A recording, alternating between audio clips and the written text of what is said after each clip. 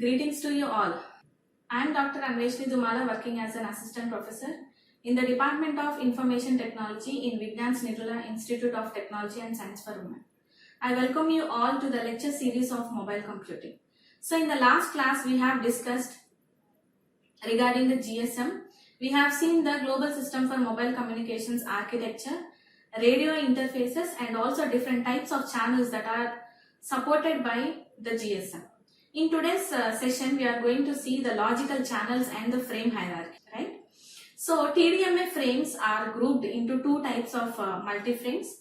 So 26 frames, TDMA frames. So TDMA frames are grouped into two types of multi-frames. So 26 frame in multi-frame, that is 4.61 milliseconds into 26 frames, that is altogether we are spending 120 milliseconds.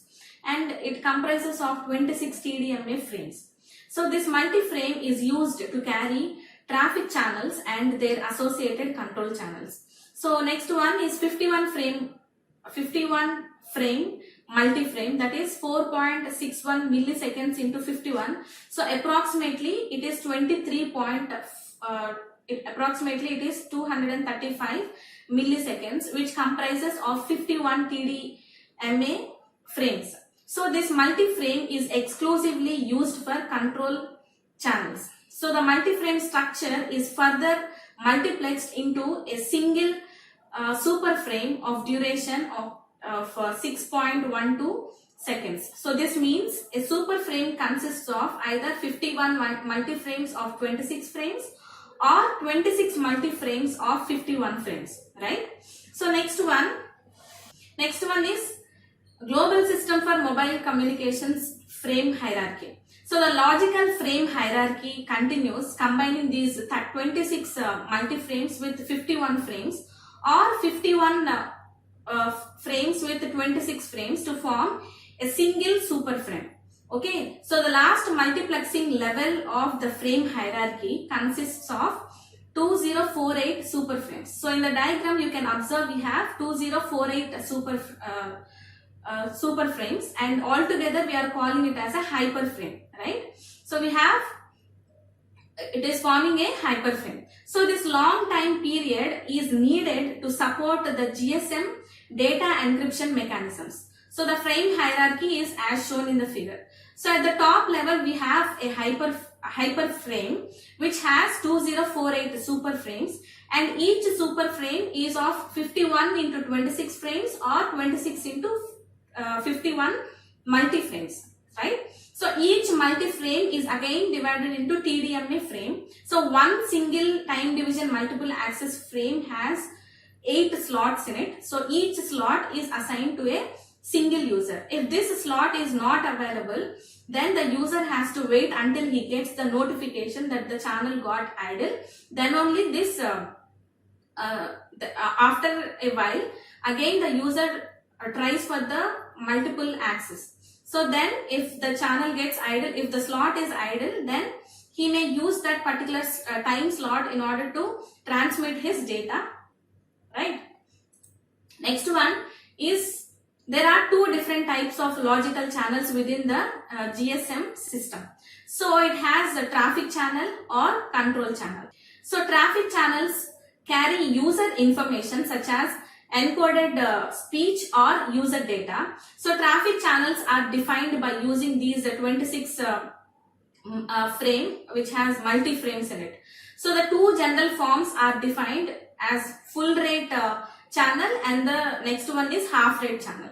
So as the name suggests, full rate traffic channel has a gross bit rate of 22.8 kbps, that is 456 bits per 20 milliseconds. That means for 20 milliseconds we are able to send 456 bits. Okay, if it is in the case of half rate traffic channel, so we are sending only 11.4 kbps, that is half of the full bit rate. Okay, next one is speech channels. So these speech channels are defined for both the full rate and the half rate traffic channels. So next one is data channels.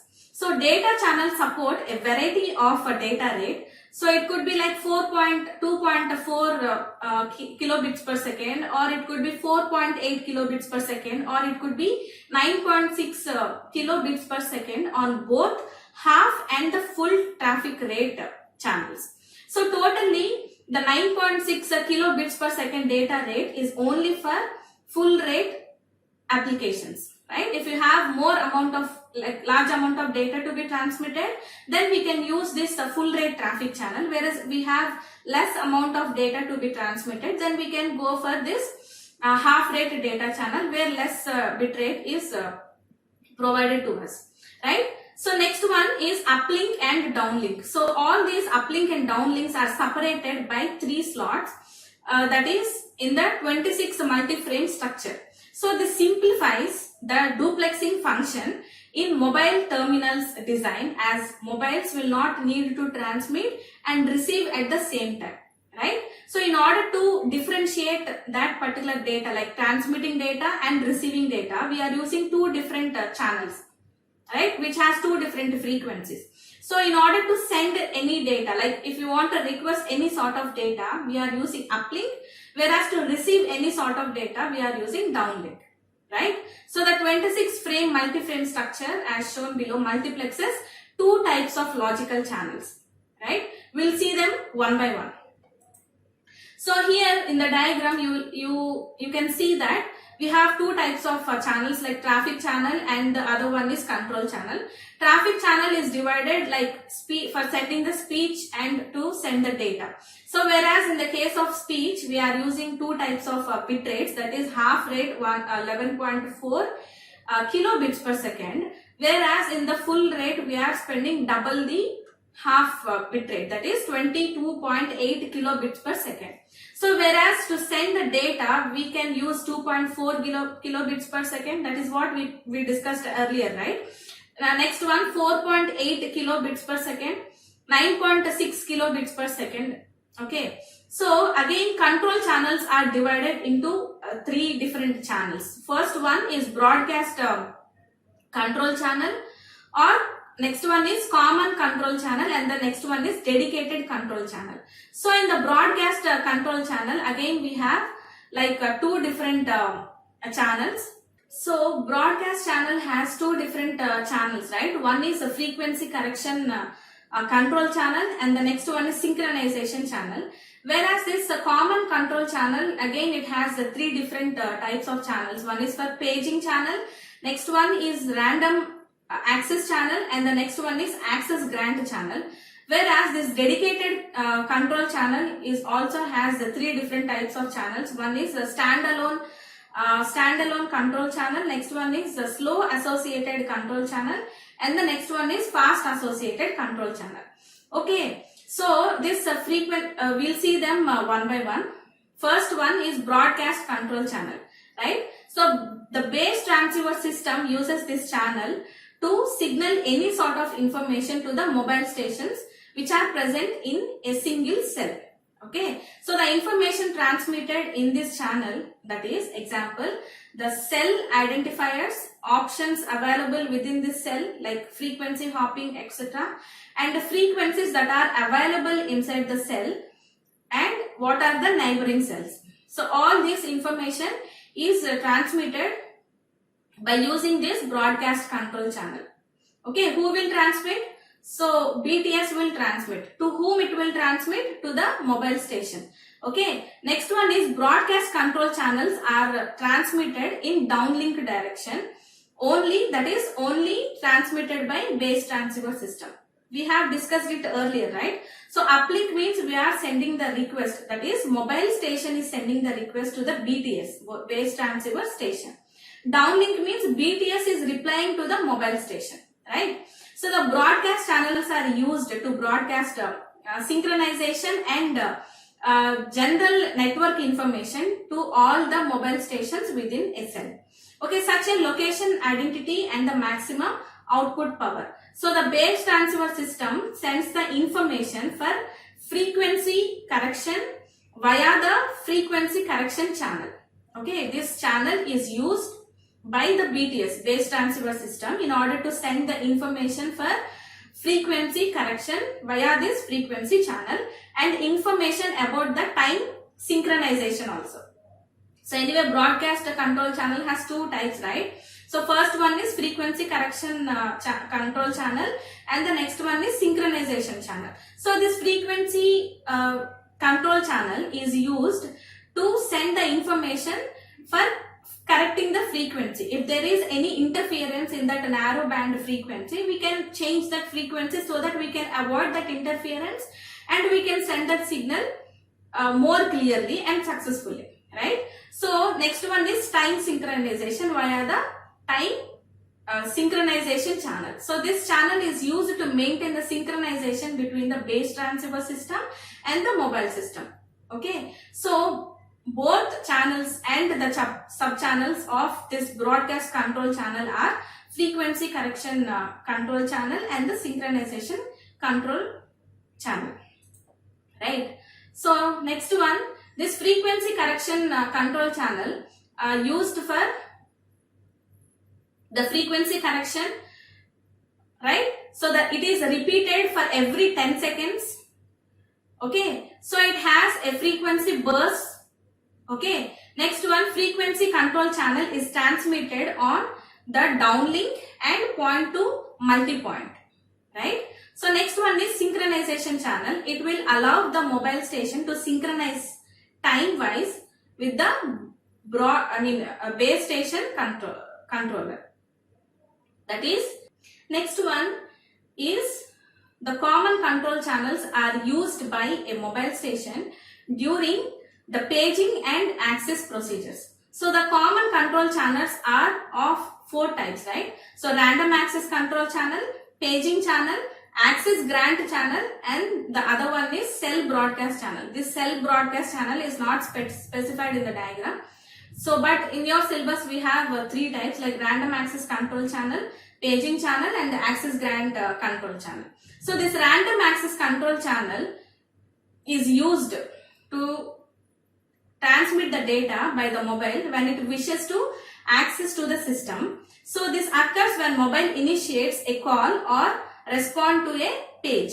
Okay. Next one, this paging channel is transmitted by the mobile transceiver, base transceiver system when it wishes to contact to a mobile. The reason for this contact, it may be an incoming call or it can be for a short message. Okay, next one is access grant control channel. So it carries data which instructs the mobile to operate in a particular physical channel, that is one single time slot. So a access grant control channel is used by the network to grant or to deny a mobile station access to the network by supplying it with some details of a dedicated channel. Okay, so this traffic control channel or this SDCCH is being used for subsequent communication. Okay, that means standalone control channel. Next one, signaling information is carried between a mobile station and a base transceiver system using associated and dedicated control channels during a call.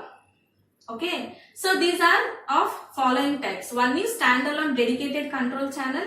Next one is associated control channel. Next one, slow associated control channel, and fast associated control channel.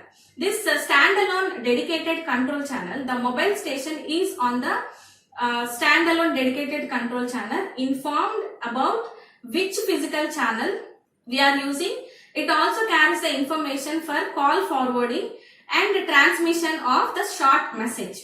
Okay, this associated control channel, these channels could be associated with either the standalone dedicated control channel or a simply traffic channel. Okay, so they are used for carrying out information associated with the process being carried out either on standalone dedicated control channel or the traffic channel. So there are of two types. It could be a fast associated control channel or it could be a slow associated control channel.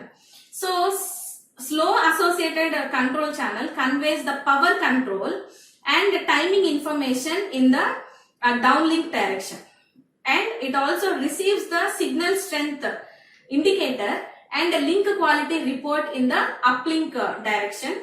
It occupies one time slot in every 26 slots. Okay, so next one, approximately we are spending 2 seconds, right? So next one is fast associated control channel.